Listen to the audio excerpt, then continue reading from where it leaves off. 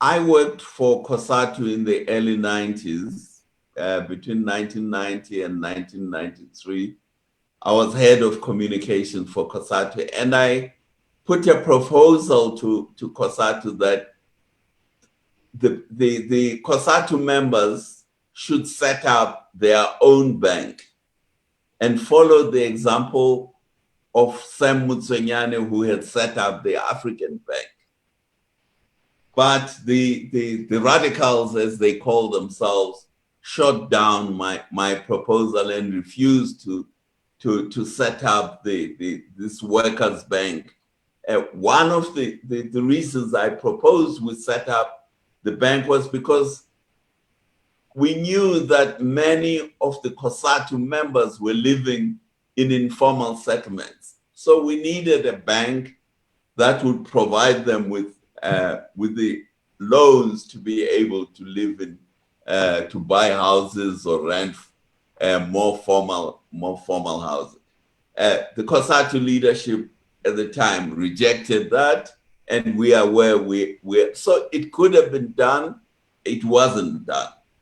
So these are part of the problems of the leadership of the Africans in South Africa.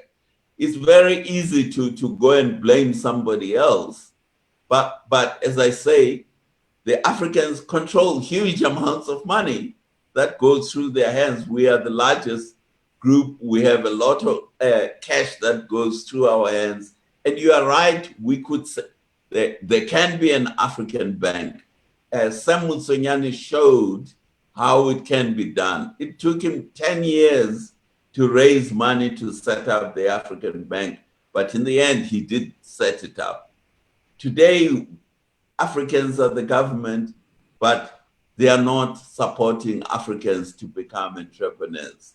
They want to live, they want Black economic empowerment, they want to be junior partners in white-owned corporations. So the question of the mindset of the African leadership, to me, is one of the biggest challenges that we have. It's not that if you look at the Stokvels hold billions and billions of rands, so the Stokvels can set up a bank tomorrow if they choose to, but they choose not to.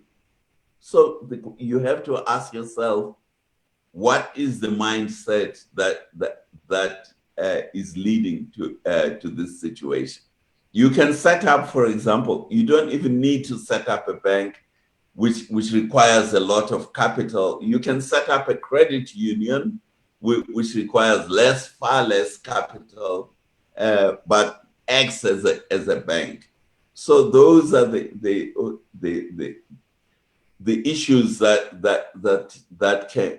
But the challenge is really, as I say, the mindset of the African leadership is so focused on having a comfortable life with big salaries from government, big salaries from state-owned enterprises, big salaries from listed companies, from the so-called white corporations. That's the mindset of our leadership.